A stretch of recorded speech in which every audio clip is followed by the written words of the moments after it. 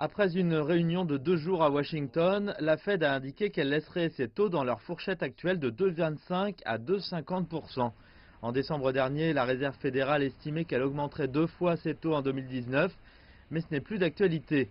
Le président de la Fed dit qu'il ne voit pas les premiers signes d'une crise financière imminente.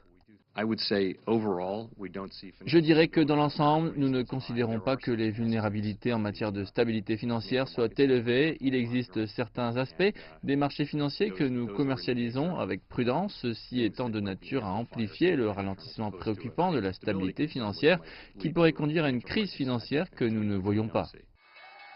Les premières transactions à Wall Street ont été stables avant l'annonce de la Fed. Mais les commentaires du président américain Donald Trump sur les tarifs américains sur les importations chinoises auraient pu peser autant sur les marchés que les spéculations sur les taux d'intérêt.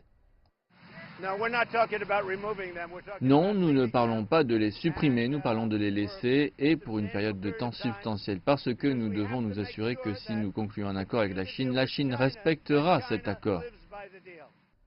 La tension commerciale entre la Chine et les États-Unis étant en pause alors que les négociations se poursuivent la semaine prochaine, la Fed se dit également moins optimiste que sur le terrain de la croissance de l'économie américaine.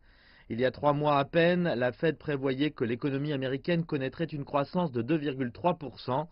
Maintenant, après une réunion de 2 jours ici à Washington, la Banque centrale américaine a ramené cette estimation à 2,1 %, ajoutant à la morosité des chiffres décevants sur l'emploi au début du mois.